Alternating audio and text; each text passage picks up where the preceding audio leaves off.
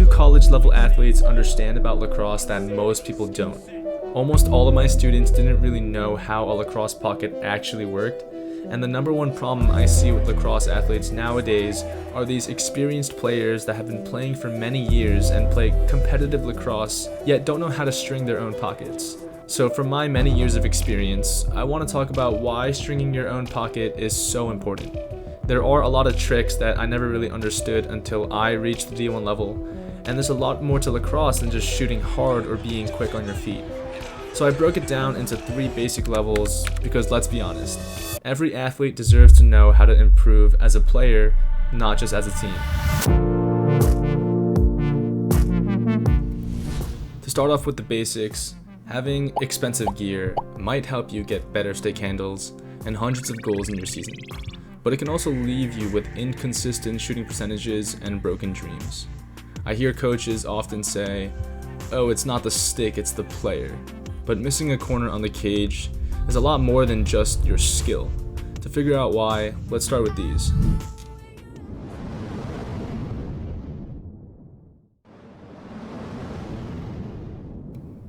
To get a better look of what's going on when you shoot, I attached a camera to 2 identical sticks, and they both release the ball very differently.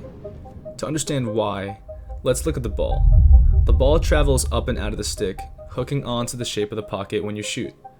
But people don't realize that when you shoot, the ball stretches the shooting string and the mesh way beyond its original shape. The ball doesn't release here, it releases here. So when we take a look at 2 sticks, you can see a difference not in the release point, but the starting point of the ball. The angle at which the ball releases is what causes the stick to throw differently. So I guess high pockets throw the ball lower and low pockets throw the ball higher, right? There's a bit more to it than just that. Obviously, the shape of your pocket can change how you throw, but so can its pinch. It's called whip and channel, both effectively changing how your stick holds onto the ball. The tension built at the top end of your stick shapes the channel that not only adds whip, but pushes the ball towards the middle, allowing you to shoot with that consistency that top college athletes rely on. The pattern on the sidewall creates that arc in the pocket that determines the angle of release, and altogether they change the whip of your stick. So remember, whip and channel.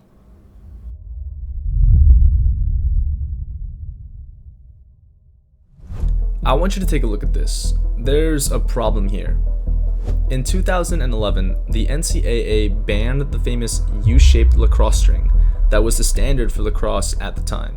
College athletes had to remove their shooters from their pockets, and without it, their sticks kinda sucked. The shooter acted as a channel. It wrapped around the ball, giving an unfair advantage to offensive players.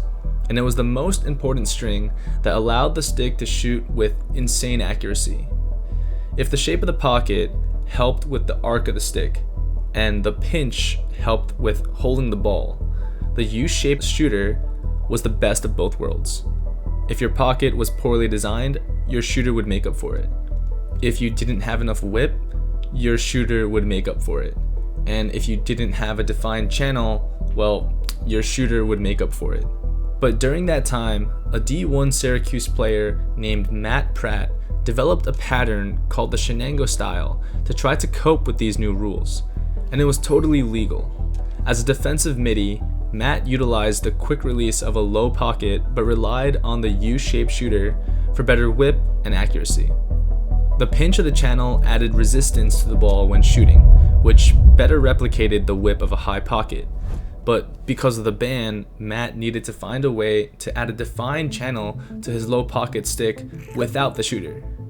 To solve this, he dropped both ends of the top sidewall, creating an arrowhead shape with the mesh, trying to replicate that U-shaped channel. And it worked. He found a loophole in the rules of lacrosse, revolutionizing the way everyone thought of customizing and manipulating the way our sticks can be strung. But it gets much more complicated than just that. Knowing how to string a lacrosse head is as easy as following a recipe when you cook, but knowing how to fix and change your stick is what makes a big difference. Since the shape of the lacrosse head is designed to stretch the top end of the mesh tightly, it allows the mesh to sag towards the middle, that the ball's path will then follow. But because shooting stretches the mesh with such intense force, the slight changes in your sidewall can end up having devastating effects that you may not notice. A loose top string can cause the ball to slip out early, or a tight shooting string could cause you to have more whip the harder you shoot. Even the types of knots used on the sidewalls can cause random shifting that is different from what you intended to string, ever so slight that you don't notice why you're missing the cage. The U-shaped pocket Matt created is not a solution to all these problems either. Matt's stick relied on the pinch of the pocket to create friction between the mesh and the ball that adds the whip of a high pocket while maintaining that smooth release. But that low pocket still lacks the hold of a high pocket.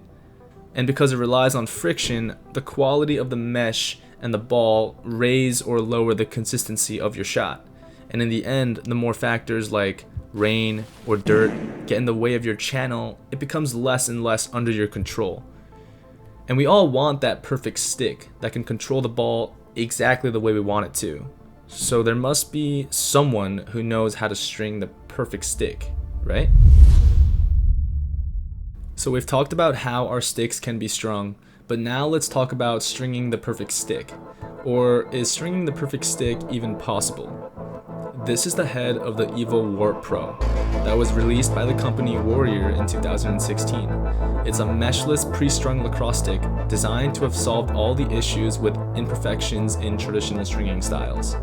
The manufactured seal ensures a perfect pocket that was made to be wear resistant and stand the test of time. Every stick was designed to be the exact same with no room for errors. It was now entirely up to the player.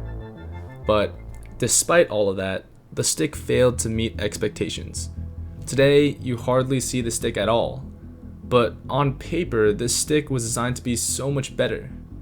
It gets rid of the problems with loose sidewalls, poor stringing designs, and the short lifespan of the lacrosse mesh, right?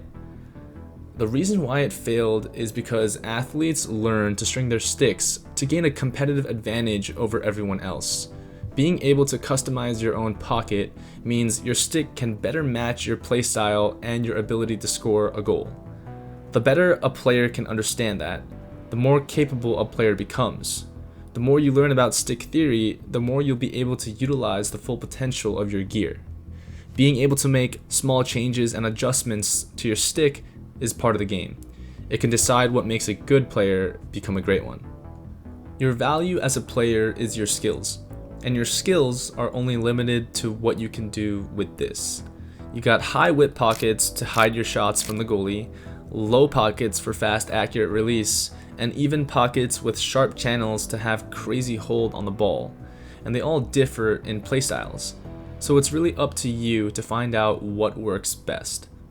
For me, I use a high whip pocket that's based around the angle of release, not so much the pinch of my pocket. It gives me a huge advantage by being able to hold the ball in unrealistic ways, making fakes or shooting one-handed, all which would be otherwise impossible for other athletes. It was only made possible for me because of my choice of lacrosse head and how I strung it, and the fact that I understand how to use my style to its maximum potential. And it makes a world of a difference between those who understand it and those who just go with the flow. Even in college, there would be that one guy on the team that everybody would ask to string their stick for them. And it's amazing to see these players reach such a high level of play without even knowing how their own stick works. Imagine how much better they would have been if they did. I hope that helps with your lacrosse journey, and if you have any questions, drop a comment below, and leave a like if you think I should make another